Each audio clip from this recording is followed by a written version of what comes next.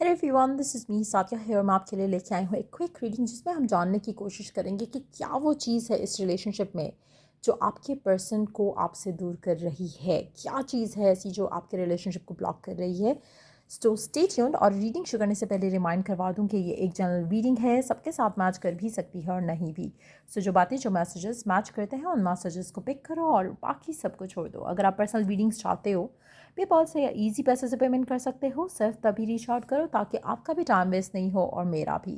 So let's see कि क्या चीज़ है जो इस रिलेशनशिप को ब्लॉक कर रही है और आपके पर्सन को रोक रही है आपसे कमिटमेंट करने में या फिर आपके साथ रिलेशनशिप को आगे लेके जाने में। क्या चीज़ रोक रही है इस रिलेशनशिप को आगे बढ़ने से।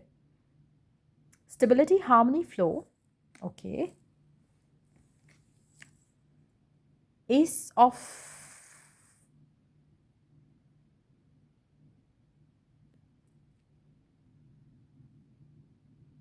अर्थ, which is Ace of Pentacles.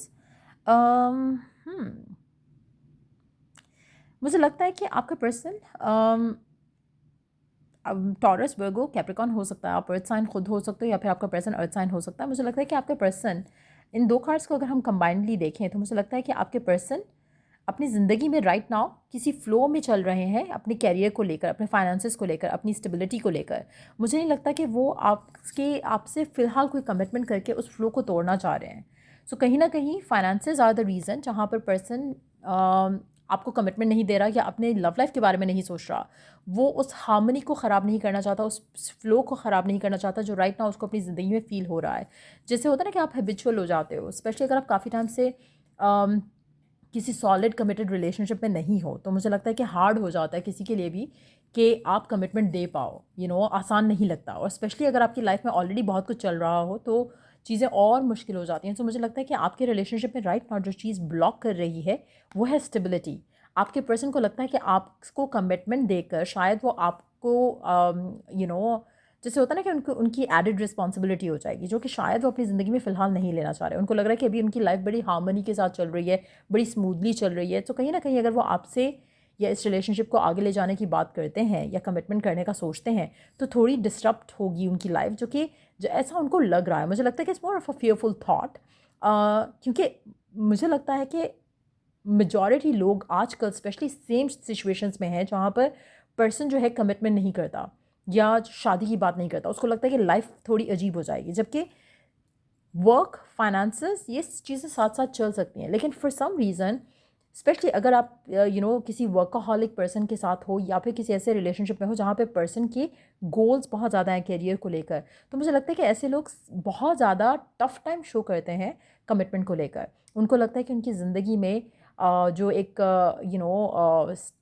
Flow है वो ख़त्म हो जाएगा। उनको लगता है कि दोनों चीज़ें वो साथ लेकर नहीं चल सकते। तो उनको कहीं ना कहीं लगता है कि दोनों बहुत डिमांडिंग चीज़ें हैं, रिलेशनशिप भी और करियर भी। सो कहीं ना कहीं वो एक रीज़न लग रहा है यहाँ पर मेजॉरिटी लोगों के लिए कि आपके पर्सन की और आपके दरम्यान में रास्ते में आ रही है जो चीज़, वो ये है कि उनका पैशन, उनका करियर, उनके फाइनेंशियल स्टेबिलिटी, वो उसको ब्रेक नहीं करना चाहते। आप में से कुछ लोगों के लिए अगर आपका पर्सन इंडिपेंडेंट है और फैमिली बिजनेस में है या फैमिली जॉब में है तो मुझे लगता है कि वो भी एक रीज़न हो सकता है कि वो उस सिचुएशन को ख़राब नहीं करना चाहता, वो अपनी फैमिली के साथ बना के रखना चाहता है, जिसकी वजह से भी आपके पर्सन और आपके दरम्यान में दूरियां जो हैं वो हैं फ़िलहाल। और मुझे लगता है कि वो शायद इसलिए भी आपको कमिटमेंट नहीं दे पा रहे हैं।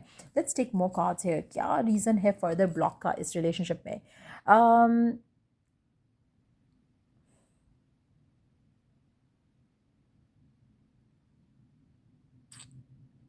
मुझे लगता है कि आपका पोजेसिवनेस होना इस इंसान को लेकर, आपके पोजेसिव होना इस इंसान को लेकर, आपकी पोजेसिवनेस भी इस रिलेशनशिप को शायद ख़राब कर रही है। स्पेशली अगर आपका पर्सन डिमांडिंग है, उसको स्पेस चाहिए, तो मुझे लगता है कि उसको ये चीज़ें आपके बारे में नहीं पसंद है कि you are keeping an eye on them all the time. So कहीं ना कहीं आप बहुत ज़्यादा पूछगिछ करते हो उससे, बहुत ज़्यादा क्वेश्चन करते हो कि क्या हो रहा है, क्यों ऐसा हो रहा है, क्यों वैसा हो रहा है। वो पर्सन अपनी स्पेस लेना चाहता है। टू बी ऑनेस्ट मुझे लगता है कि आप में से काफ़ी सारे लोग अगर बहुत ज़्यादा यू नो फ़ील कर रहे हैं कि पर्सन थोड़ा इरिटेट होता है आपके सवालों से, तो मुझे लगता है कि पर्सन को थोड़ा आपसे स्पेस चाहिए राइट नाउ। सो वो चीज़ भी शायद, अगर आप बहुत ज़्यादा अटैच हो, ऑब्सेस्ड हो पर्सन को लेकर, तो वो चीज़ भी आपके पर्सन को आपसे दूर कर रही है। आप में से कुछ लोगों के लिए हो सकता है कि थर्ड पार्टी का इन्फ्लुएंस हो स्पाई कार्ड के साथ स्पेशली। मुझे लगता है कि हो सकता है कि ये इनके पास ऑप्शंस अवेलेबल हों, क्योंकि अगर ऑप्शन है तो भी ये पर्सन आपसे अपने आप को दूर रख रहा है या डिस्टेंट रख रहा है, कमिटमेंट ना देने का सोच रहा है फ़िलहाल, क्योंकि वो शायद और ऑप्शंस भी कंसिडर कर रहे हैं। तो ये भी रीज़न एक काफ़ी सॉलिड लग रहा है। एक और कार्ड लेते हैं इस कार्ड के साथ, जस्ट टू सी कि क्या वाकई ये कोई और पर्सन, कोई और सिचुएशन है। Wish fulfilment. अच्छा, मुझे लगता है कि इस किसी और पर्सन के होने से ज़्यादा मुझे लगता है कि आपका पर्सन आपको ऑब्ज़र्व कर रहा है। वो आपके बिहेवियर, आपके एटीट्यूड को ऑब्ज़र्व कर रहा है कि आप उसके साथ चल पाते हो या नहीं। स्पेशली आपके उन लोगों के लिए जिनका पर्सन आपको पता है कि वर्कaholic है और उसको स्पेस चाहिए होती है, उसको टाइम चाहिए होता है अपने लिए, अपने करियर पाथ के लिए। सो मुझे लगता है कि आप परफेक्ट चॉइस हो या नहीं हो, ये पर्सन जो है जज करने की कोशिश कर रहा है आपको, अपने जो भी करंट बिहेवियर्स हैं उसको लेकर। सो अगर आप उस पर खरा उतरते हो, अगर आप उसकी फुलफ़िल कर जाते हो, उसकी जो एक्सपेक्टेशन है, तो ये पर्सन आपसे शादी या कमिटमेंट कर लेगा। मुझे लगता है कि आप में से मेजॉरिटी लोगों के लिए अगर आप थोड़ा ईज़ी हो जाओ ना इस पर्सन को लेकर, थोड़ा रिलैक्स हो जाओ, तो ये पर्सन खुद आपको कमिटमेंट दे देगा। जहाँ पर आप ज़्यादा ऑब्सेस होगे, ये पर्सन आपसे पुल अवे करेगा। जहाँ पर इसको लगेगा कि आप इसकी ज़िंदगी में नेगेटिविटी ऐड कर रहे हो या एक सेंस ऑफ रिस्पॉन्सिबिलिटी ऐड कर रहे हो, वहाँ पे ये पर्सन आपसे दूर भागेगा। लेकिन अगर आप इसकी लाइफ में रहते हो और बहुत ही चिल्ड आउट रहते हो, आपकी अपनी बिजी लाइफ है, इसकी अपनी बिजी लाइफ है, उतना आपका रिलेशनशिप इस इंसान के साथ स्ट्रेंथन अप करेगा। लेट्स सी कि गिवन सिचुएशन में एक सेकेंड, लेट मी सी।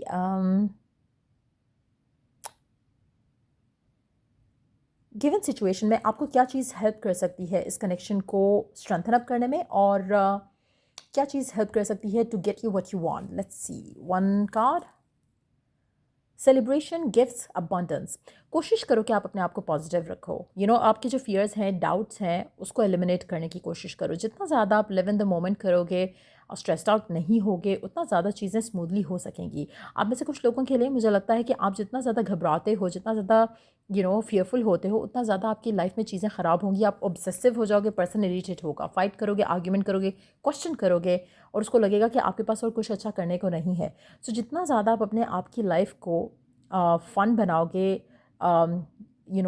एनलाइटन करोगे अपने आप को पॉजिटिविटी के साथ, उतना ज़्यादा आपके पर्सन आपकी तरफ अट्रैक्टेड होंगे। मुझे लगता है कि राइट ना आपको बिलीफ रखना है, फेथ रखना है कि जो आप चाहते हो, जो आप इस इंसान के साथ जीना चाहते हो, वो आपके लिए पॉसिबल है। जितना ज़्यादा आप इस चीज़ के ऊपर बिलीव रखोगे, उतना ज़्यादा चीज़ें स्मूथली हो जाएंगी।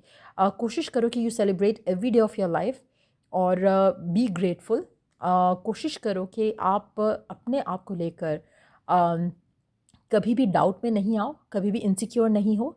कभी भी आपके मन में ये नहीं आना चाहिए कि इसकी लाइफ में कोई और इंसान है जिसकी वजह से ये सब हो रहा है। जितना ज़्यादा कॉन्फिडेंट रहोगे, उतना ज़्यादा आपकी लाइफ में ये पर्सन आपकी तरफ अट्रैक्ट होगा। आपकी इसकी तरफ अट्रैक्ट होना या इसकी तरफ ज़्यादा अटैच होना, वो उससे बहुत ज़्यादा अच्छा ये रहेगा कि ये पर्सन आप में इन्वेस्टेड हो, ये पर्सन खुद चाहे कि आप इसकी ज़िंदगी का हिस्सा बनाओ।